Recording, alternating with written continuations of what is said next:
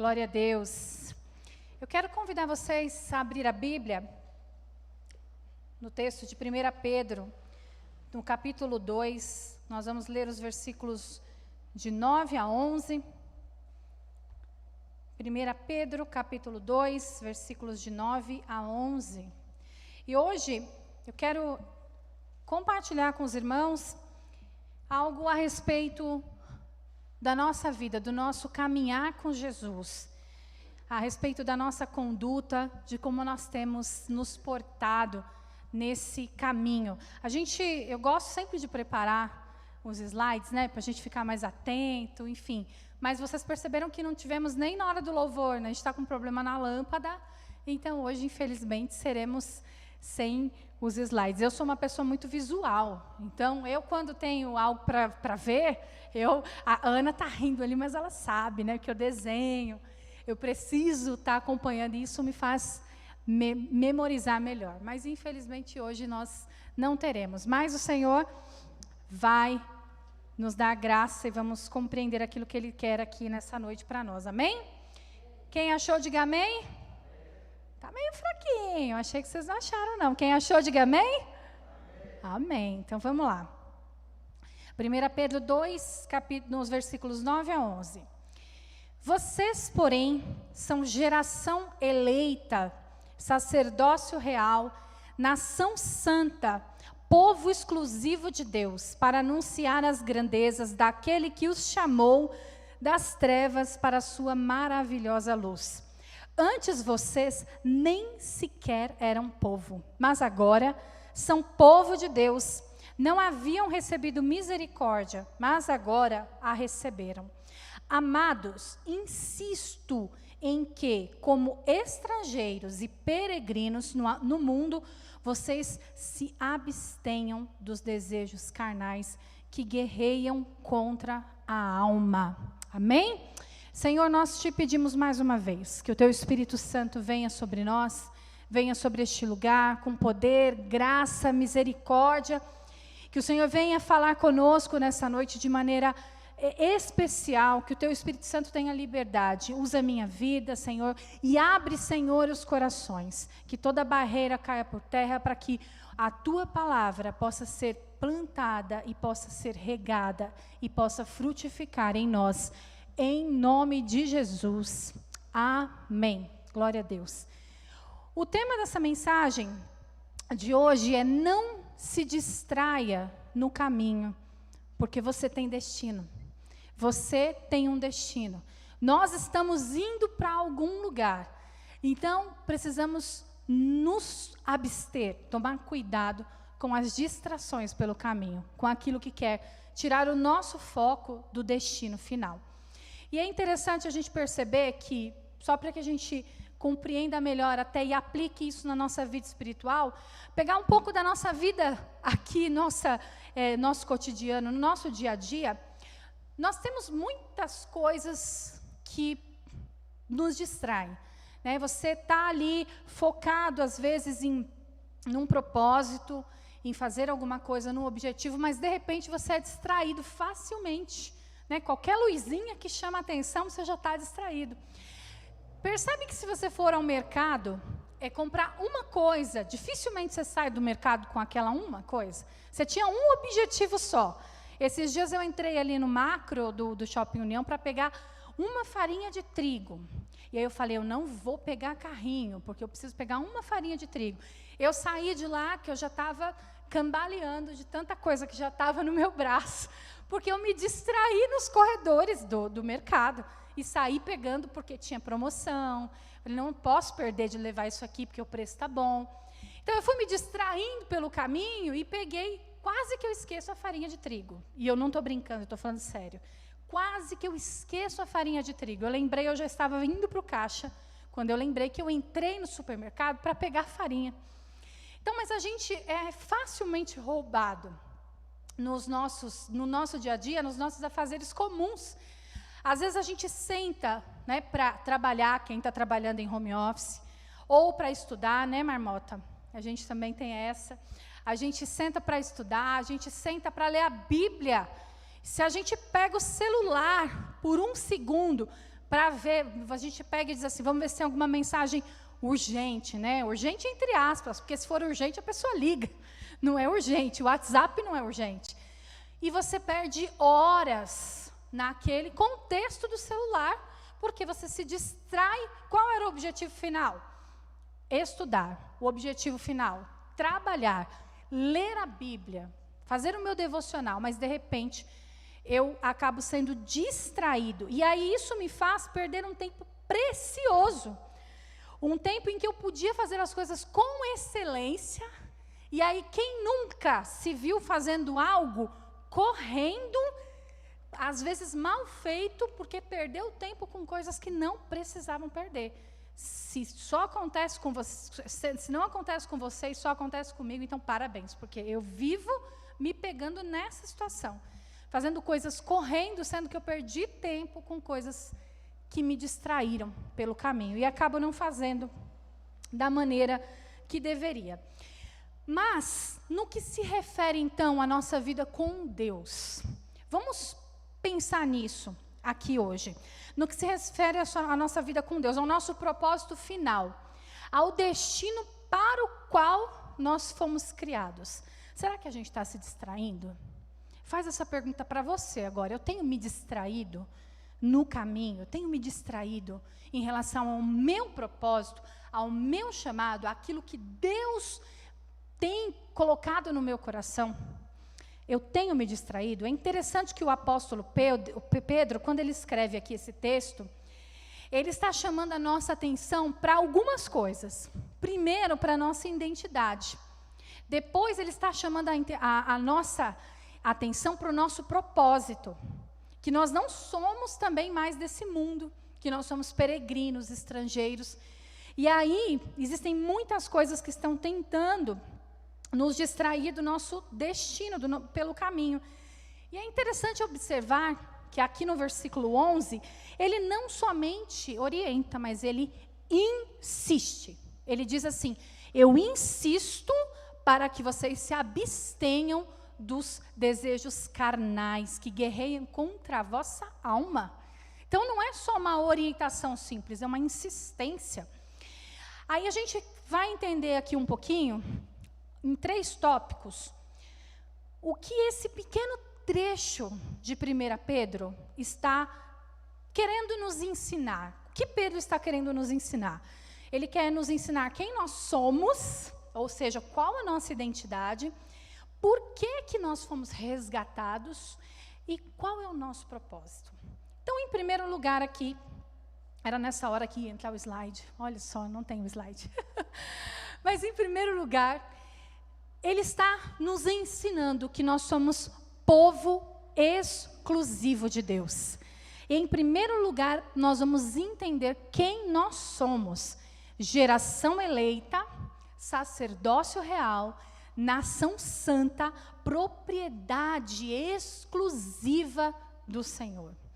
Essas 5 qualificações, isso quer dizer a respeito de quem nós somos, aquilo que nós fomos chamados para ser. Eu não sei você, mas assim, quando eu leio esse texto, e eu leio assim, olha, vocês são nação santa, povo eleito, sacerdócio real, eu até me ajeito na cadeira para ler melhor e dizer assim, nossa, eu fico orgulhosa, né, de pensar nisso. Olha quem nós somos. Sacerdócio real é aqueles que têm acesso irrestrito ao rei. Irrestrito ao rei, não é a ralé, é aquele que tem acesso irrestrito ao rei. E é isso que Pedro está dizendo que nós somos. Deus, o André, aqui no domingo, ele pregou a respeito disso. E ele falou, né, a respeito de que Deus, ele sempre quis diferenciar o seu povo. E aí, quando você lê, né, o Pentateuco, até Deuteronômio, você vai vendo as leis que Deus vai estabelecendo. E essas leis, elas são para diferenciar o povo dele. Eu sei que ler Levítico não é uma coisa fácil, não é nem muito agradável. Mas quando você entende o propósito disso, se torna diferente. Porque aquelas leis tão difíceis da gente compreender, elas tinham um propósito. Deus, ele estava diferenciando o povo dele, dizendo: o meu povo vai andar diferente, o meu povo vai agir diferente, o meu povo será reconhecido em todo lugar. Então, quando Deus ele estabeleceu essas leis para o povo de Israel, era para que eles fossem separados, santificados. E quem era esse povo? Os descendentes de Abraão. Esse era o povo escolhido de Deus. Você é descendente de Abraão? Eu acho que eu não devo ser. Não tenho muita ideia, nunca fui na minha árvore genealógica. Tá certo? Genealógica, palavra difícil. Então, acho que eu não devo ser descendente de Abraão. Mas nós nós obtivemos o direito de pertencer a esse povo escolhido por causa de Jesus. Jesus nos deu direito de fazermos parte desse povo que era seleto, escolhido, uma nação santa. E aí, então, isso é maravilhoso, porque esse acesso que era tão restrito, ele foi escancarado quando Jesus morreu naquela cruz. A Bíblia fala que o véu se rasgou de alto a baixo, o acesso foi liberado. E todos aqueles que crerem em Cristo, todos aqueles que desejarem viver com Ele, se torna povo escolhido. Não é mais um privilégio dos descendentes de Abraão, agora é um privilégio daqueles que nascem de novo, que nascem em Cristo. O acesso está liberado. Aquele que vai até o Senhor, ele é totalmente incluído nessa família e nessa nação santa. Mas o mais interessante de tudo isso é que quando o Senhor ele nos torna povo escolhido, não é para que a gente... Eu falei, né, que eu me sinto orgulhosa, fico feliz, até me ajeito na cadeira para ler melhor esse texto, né? Ficou pensando assim, olha, uau, quem eu sou.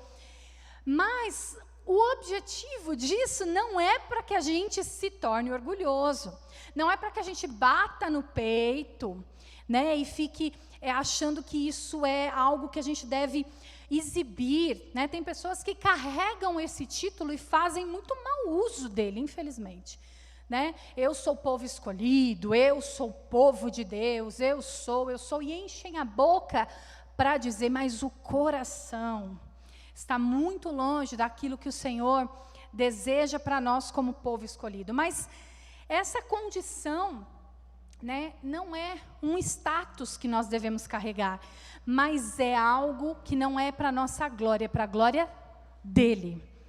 E tem um objetivo. Vamos ver qual é o objetivo? Lá no versículo 10. Versículo 10 não, está no versículo 9 ainda. No versículo 9, o objetivo é para anunciar as grandezas daquele que o chamou das trevas para a sua maravilhosa luz. Eu e você não fomos feitos povo escolhido, ou nação santa, sacerdócio real, para carregarmos um título. Nós fomos feitos, tudo isso, para anunciar as grandezas daquele que nos fez povo escolhido. Para anunciar aquele que nos tirou das trevas para a sua maravilhosa luz. Então, o propósito de sermos escolhidos é que nós venhamos a apresentar esse reino que nos resgatou a outros. Para isso, então, é que nós fomos escolhidos. E será que nós estamos nos distraindo desse objetivo?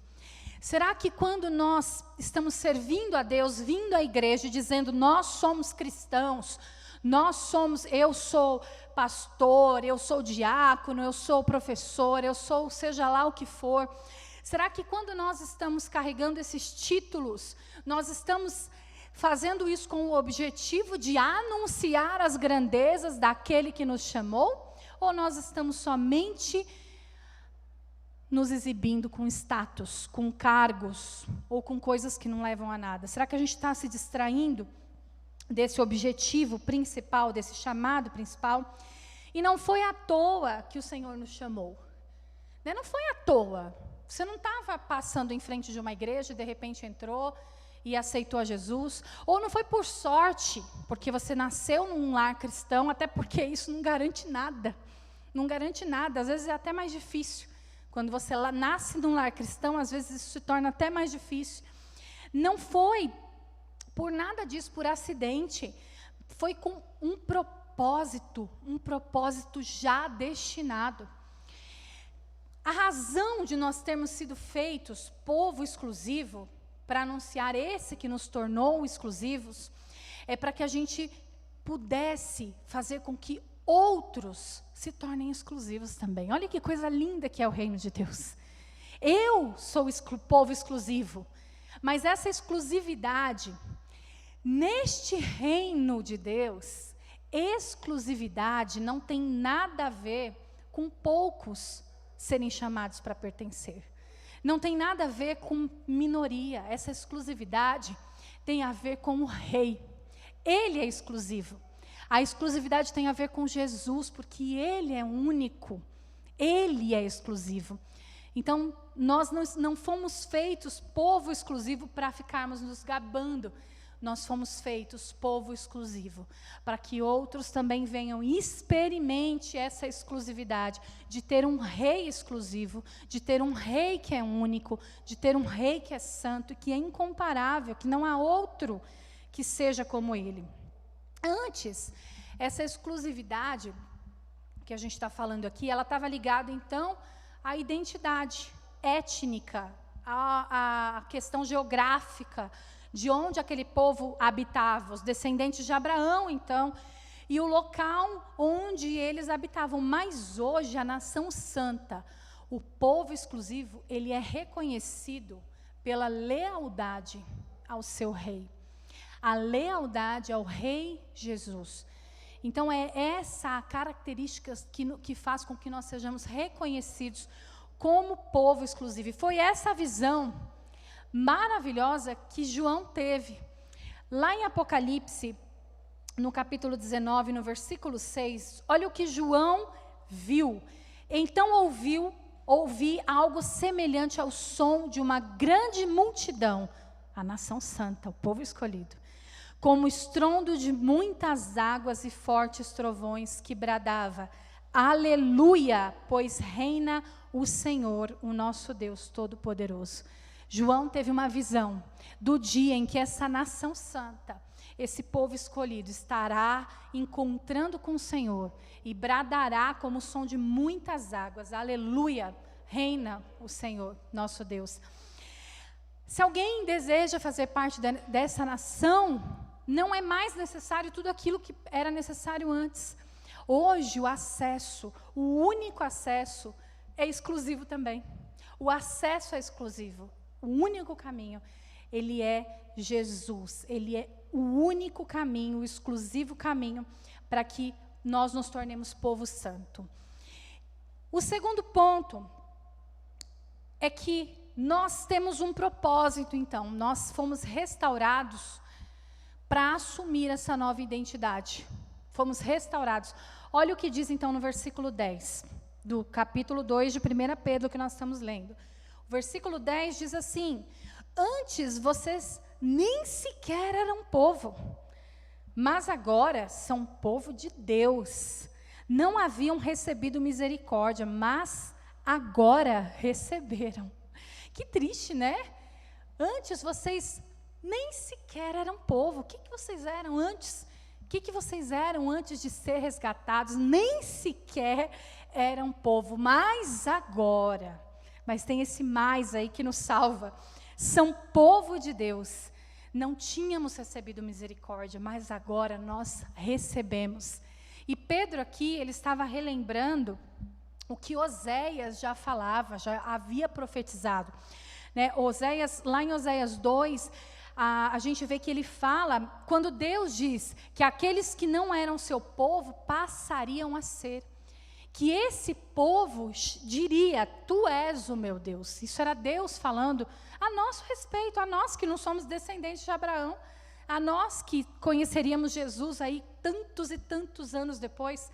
Ele estava falando a nosso respeito, era sobre nós.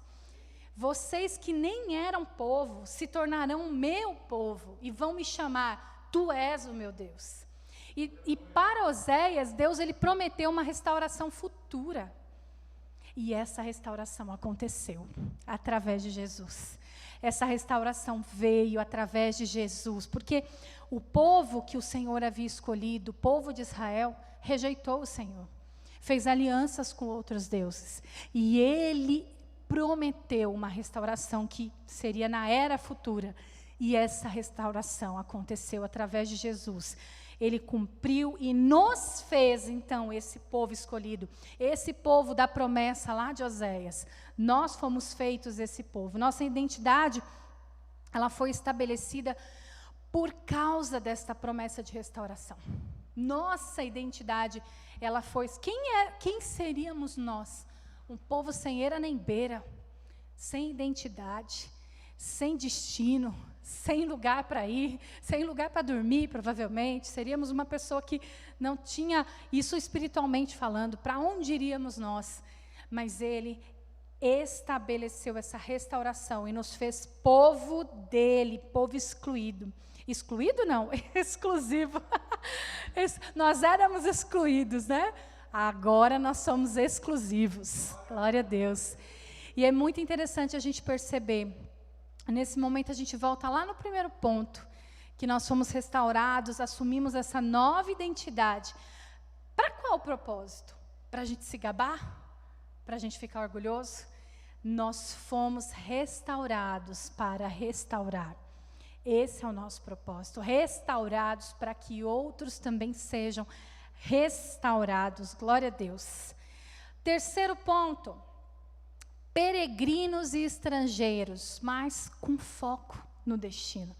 O versículo 11, leiam aqui comigo, o versículo 11 fala assim: amados, insisto em que, como estrangeiros e peregrinos no mundo, vocês se abstenham dos desejos carnais que guerreiam contra a alma. Aqui no versículo 11 começa uma coisa bastante interessante. Aqui no versículo 11, Pedro começa a escrever para valer. Não que ele estivesse brincando até aí. Mas no versículo 11, nós temos duas cartas de Pedro, 1ª e 2ª Pedro. O propósito, o cerne, né, o objetivo da carta de Pedro, das duas cartas, começam a partir do versículo 11 do capítulo 2 de 1 Pedro. Que é onde ele começa a falar a respeito do cuidado com o pecado, cuidado com a sua conduta, olha o que você está fazendo, cuidado com os falsos profetas, e assim ele vai até a 2ª carta dele, nos alertando para que nós tenhamos um comportamento que condiz com aquilo que nós cremos. Ele vai nos alertando para tomarmos cuidado com essas distrações, e falsos profetas, falsas doutrinas, são também distrações que podem nos desviar do nosso destino pelo caminho. A gente pode achar que as distrações vêm só por meio do pecado, vêm só por meio das tentações da carne, mas ela pode vir de todo lado. As distrações, elas podem vir de todo lado para tentar nos tirar do foco, do alvo, do destino final, e de cumprir nesse caminho. O nosso alvo final é o céu, mas no caminho a gente precisa cumprir nosso propósito, que é anunciar as grandezas daquele que nos chamou das trevas para a sua maravilhosa luz. Lá no céu nós não vamos mais fazer isso. Lá no céu nós não vamos mais anunciar Jesus, nós vamos estar com Jesus, mas no caminho a gente precisa cumprir nosso propósito. E é por isso que a gente precisa tomar cuidado com as distrações do caminho, para que ela não nos tire do nosso propósito e até mesmo nos tire do nosso destino final. É muito perigoso se nós olharmos para essa distração. O que eu acho interessante aqui, nesse versículo, é que, como eu já falei lá no começo, ele não orienta de uma maneira normal, né? Você percebe que Pedro, muitas vezes ele vai falar, olha, tomem cuidado, façam assim, Mas aqui ele insiste, é uma insistência. ele usa essa colocação. Eu insisto para que vocês se abstenham dos seus desejos carnais que guerreiam contra a nossa alma. Essa parte aqui, ela é muito interessante, porque nós somos o tempo inteiro, quando a gente fala em desejo carnal, a gente só pensa em sexo, não é? A gente só pensa em sexo. A maioria das pessoas só pensa na área sexual, ou na bebedice, ou em drogas, ou enfim. A gente só pensa nessas coisas. Mas são uma série de coisas que a gente faz no cotidiano.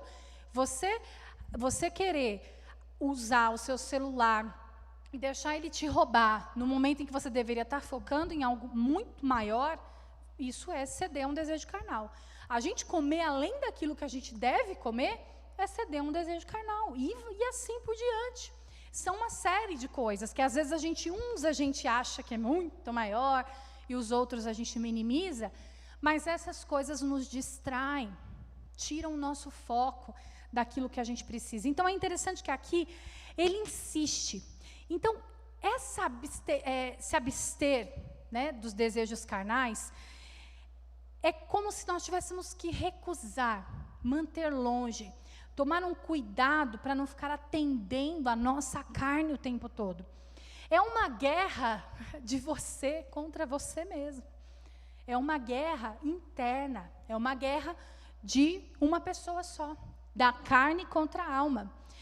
Moody, ele falava uma coisa muito interessante.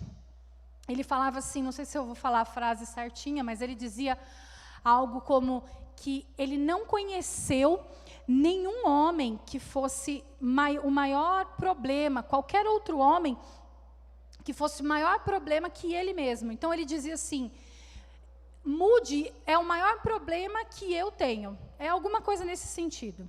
Ele dizia que é como se eu dissesse assim, a Renata é o meu maior problema.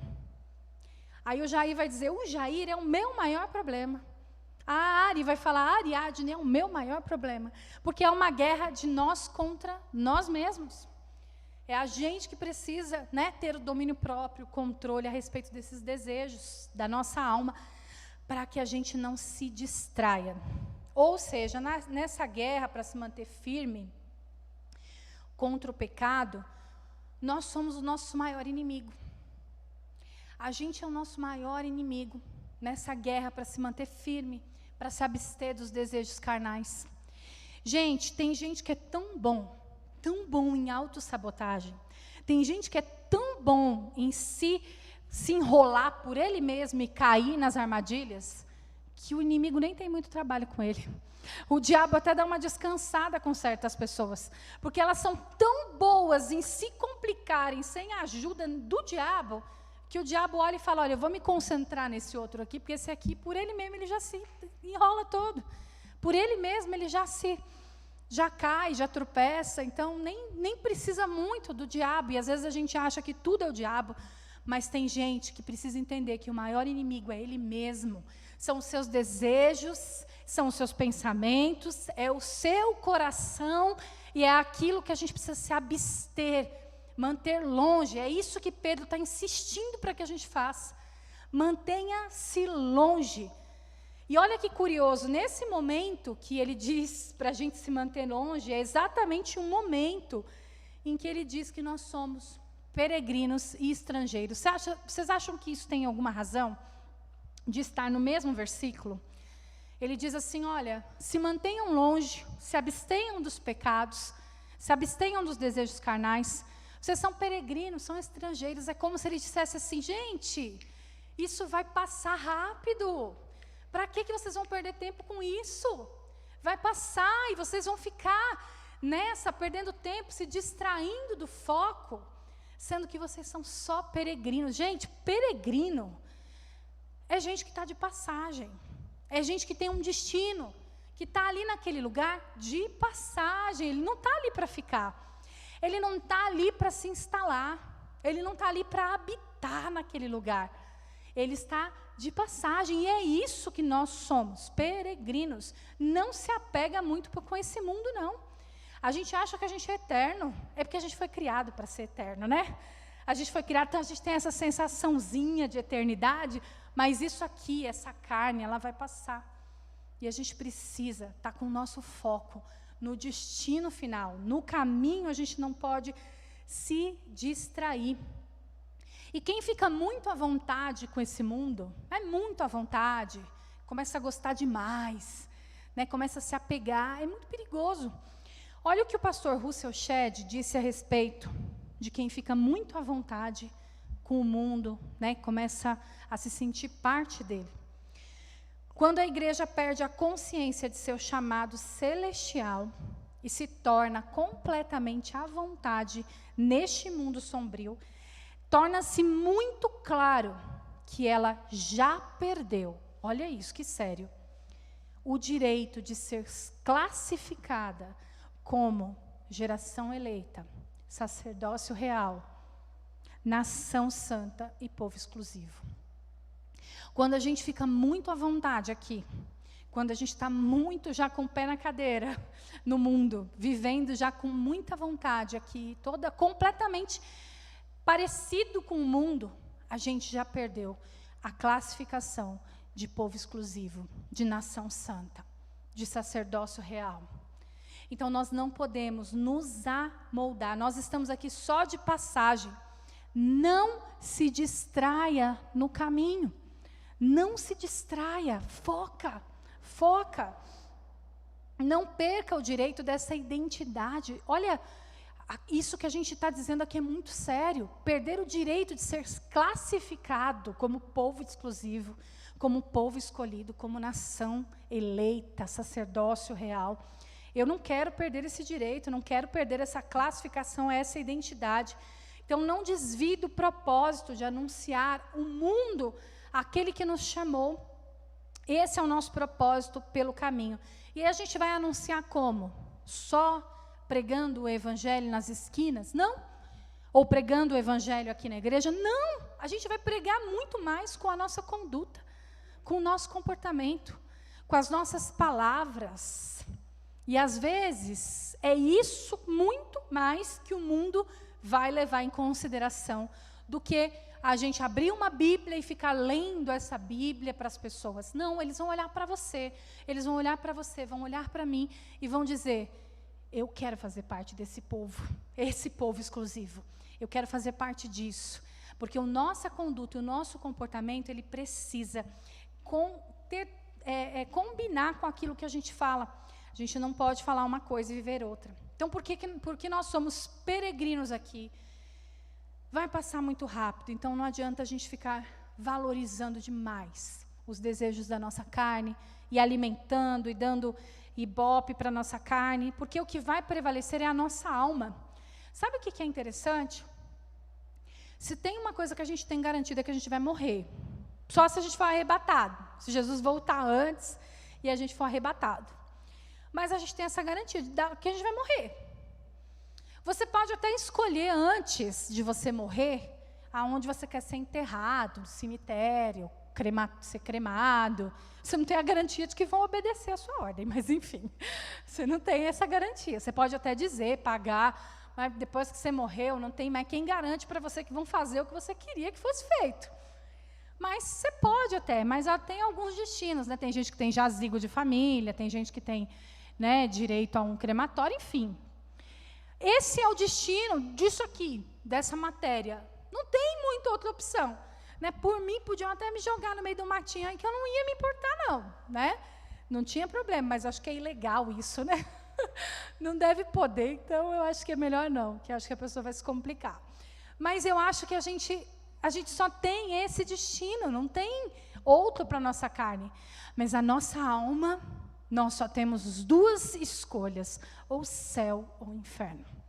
E isso nós decidimos antes de... E essa é uma escolha que ninguém rouba de você. Depois que você fechar os olhos, a sua alma vai para onde você escolheu seguir durante a sua vida. Aquilo que você escolheu para você durante o caminho, antes do destino final. Então, essa escolha ninguém rouba de você. Pedro, além de dizer que nós somos peregrinos, diz que a gente é estrangeiro. Será que peregrino e estrangeiro é a mesma coisa? Não, não é a mesma coisa, tem sentidos parecidos. O peregrino, ele não necessariamente é um estrangeiro, ele pode ser só um andarilho que está de passagem, mas ele não é necessariamente de outra nação, ele não é necessariamente de outro lugar. Mas o estrangeiro, ele não está na sua nação, ele não está no seu lugar de origem.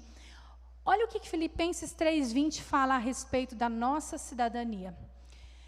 A nossa cidadania, porém, está nos céus, de onde esperamos ansiosamente um Salvador, o Senhor Jesus Cristo. Essa é a nossa cidadania. Então, nós somos, além de peregrinos, que estamos só de passagem, passando e não devemos ficar muito acomodados, a gente ainda por cima não somos daqui. Somos de outra pátria, de outro lugar. Estamos refugiados por aqui, enquanto o nosso Salvador não vem para nos buscar, para nos levar para a nossa pátria celestial.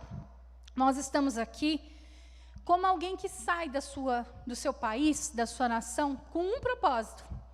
Essa pessoa tem um propósito, um objetivo. Então, ela sai da sua nação, vai para outra nação. Chegando lá, ela vai se ater em cumprir o seu propósito. Ela não vai ficar pegando os costumes daquele país, porque ela vai voltar para o país dela de origem. Ela não vai ficar pegando o sotaque daquele país, porque ela vai voltar para o seu país de origem. Ela não vai pegar o jeito de funcionar daquele país, porque ela tem um propósito a cumprir, uma missão dada pelo rei do seu próprio país. E esse rei deu uma missão a ser cumprida. E é exatamente isso que nós estamos fazendo aqui. É como se nós saímos da nossa pátria celestial, viemos aqui para essa terra com um propósito: anunciar as grandezas daquele que nos chamou das trevas para a sua maravilhosa... Vocês vão repetir comigo agora, vamos lá? A gente vai sair daqui entendendo o nosso propósito hoje. Anunciar as grandezas daquele que nos chamou da onde? Das trevas para a sua maravilhosa luz. Esse é o nosso propósito aqui, no caminho. Não tem outro propósito, gente. Não tem outro. O restante que a gente faz aqui é só firula, só enfeite. O restante é só para passar o tempo, só para nos distrair um pouco. Mas esse é o nosso propósito principal. Essa é a nossa meta, porque é isso que nós vamos carregar quando nós chegarmos lá. Porque sabe o que vai acontecer? Assim como esse estrangeiro que sai de um país e vai cumprir uma missão dada pelo rei, ele uma hora volta e ele vai ter que prestar contas. E é isso que vai acontecer com a gente. A gente vai sair daqui deste lugar de onde nós estamos, e nós vamos voltar para a nossa pátria celestial, de onde nós temos a nossa cidadania. Tem gente que quer cidadania italiana, né? Portuguesa. Se faz muita coisa, é até legal. Eu acho que até se eu tivesse dinheiro, eu ia atrás disso também, que eu sei que eu tenho direito à cidadania italiana.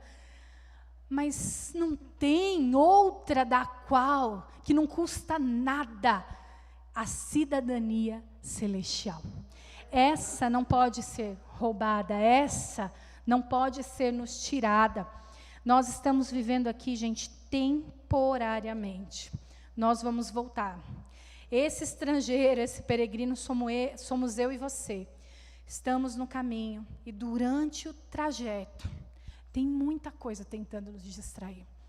Durante o trajeto, tem muita coisa querendo tirar o nosso foco, tirar o nosso alvo. Mas quem decide se vai ser distraído ou não é você.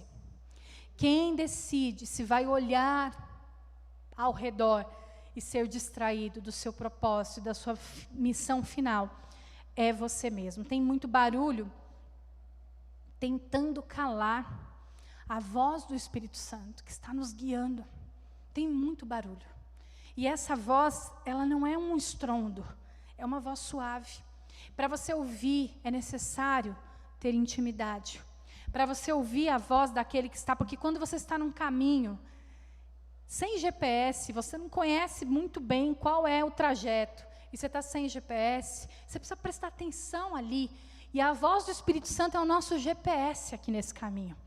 Ela nos guia e ele vai dizendo, vai por aqui não, por aqui não, aqui você não se atreva a ir para cá, você vai se desviar do foco.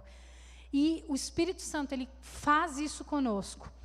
Ele faz, e eu garanto para você que ele faz.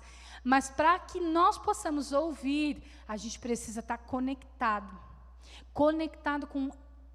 com o Senhor, em total rendição à vontade dEle, permitindo que Ele fale, tendo sensibilidade, tendo tempo para ouvi-lo, porque às vezes a gente não tem tempo para ouvir o Senhor, a gente não para ouvi-lo.